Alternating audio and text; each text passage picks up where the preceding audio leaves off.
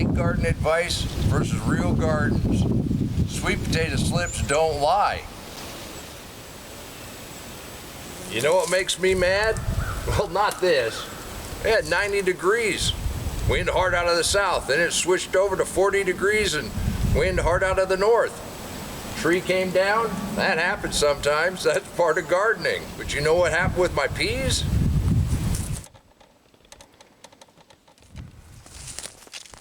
Absolutely nothing.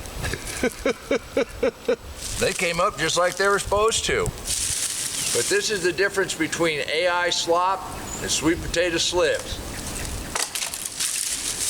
Now, I'm not saying AI doesn't have its place. If you ask AI, what's the best time to plant? They're talking about lettuce or your spinach or your cabbage. They'll tell you they're cool weather crops. And they'll take a little bit of frost, especially if you have, say, some covering in a raised bed. That's pretty much okay. But take a look at what I found out when I asked them when to plant sweet potatoes.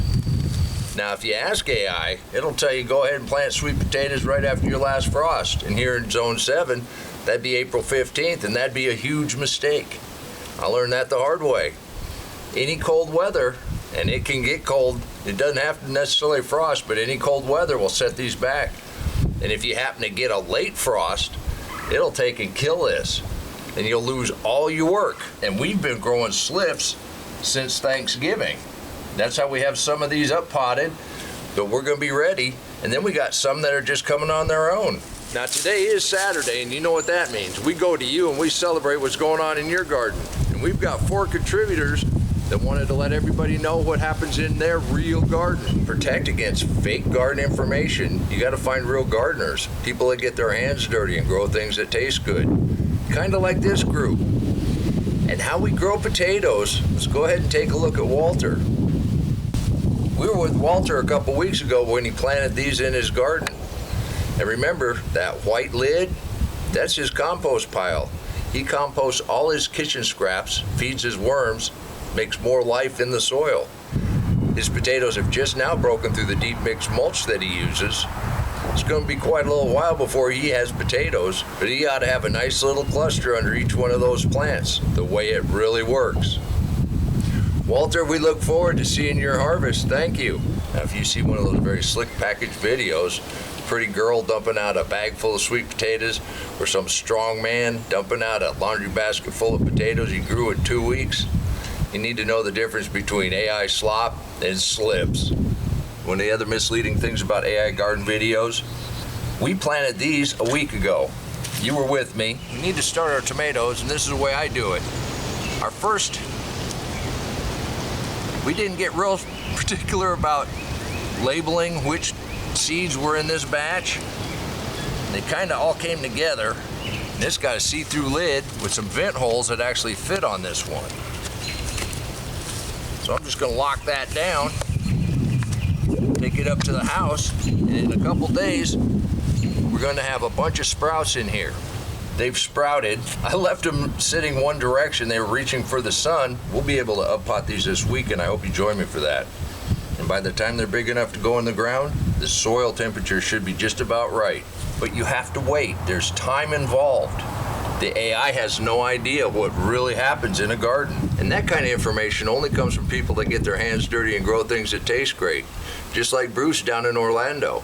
You know, he had a hard freeze not too long ago. Most people would have thought everything died back. Let's take a look at his garden. And while he was waiting for things to green back up, he took some old roofing material and he made some raised beds. And just look at all the new growth, and he's going to produce fruit on trees that people would have given up on. Bruce, that's a wonderful lesson in resourcefulness and bouncing back. Then we bounce back here, that wire bends back. That just happens in the garden. Now let's go take a look at the rest of the garden, see if there's anything we need to tend to that AI doesn't know anything about. Only people that actually do the gardening can tell you. And of course, the best way to tell if your raised bed needs water is the old finger test. Stick your finger down in there, see if that soil is damp. Hey, I can't tell you that. Where it looks like it's dry in the raised bed, There again, the soil underneath the mulch stays good and moist. Well, I go ahead and fill up my watering can. We've got a new contributor, Austin, Zone 8 High Desert. Wanted us to see exactly what happens when you look under the mulch on sandy soil. Just check out this before and after. Austin started his garden with just a couple small areas. He's got a pretty tough time finding any kind of leaves or any kind of grass up around where he lives, so he's using animal bedding.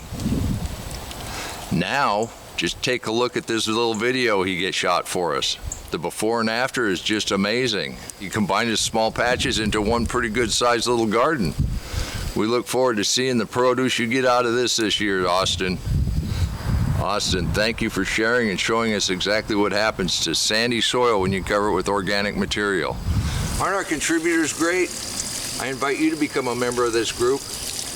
We're just a loose-knit group of people that like to get our hands dirty and grow things that taste good. There's no obligation. You just send in a photo now and again. Help us celebrate your garden and motivate others that might want to learn how to grow a garden the real way from people that actually do it. After all, this is where we get ideas. This is where we get inspiration. And I get the motivation to come out here every day and show you just exactly what's possible in a mixed deep mulch garden. You can do this too. And there's always something to do in a garden. Even when it's a little too early to plant everything you want to, and the weather says it's gonna be warm, but we know by experience that we could still get a freeze. We've got amaranth coming up. We're gonna have amaranth coming up all over the garden. Now this looks like I haven't mulched back here because I haven't. I wanted these to sprout first. And that's the kind of stuff you learn after years in the garden. For anybody that says, oh, you're old and you just don't want to deal with the new technology.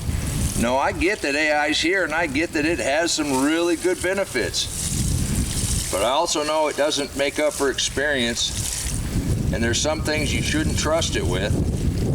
All I'm saying is if you want to work on your carburetor, you probably ought to watch some stuff made by a real mechanic.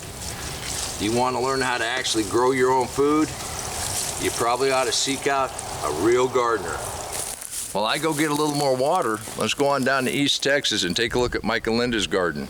They're in a warmer climate, but they still haven't planted all their seeds. Check out their seed starting setup. Even though Mike and Linda have quite a few things already growing in their deep mixed mulch garden, it's still way too early to plant some of the really warm weather summer crops. They've started some seeds on heat mats. They're hardening them off in this nifty little greenhouse that they got. If you're interested, neither one of us are making a dime on it, but this is what they've used.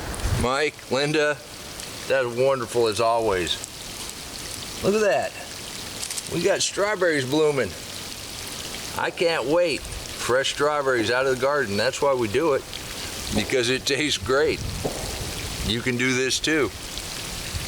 All I'm saying is know the difference between fake garden advice and real gardeners.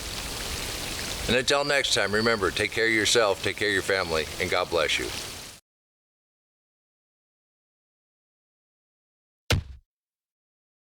Come on, let's plant. Let's go plant garden.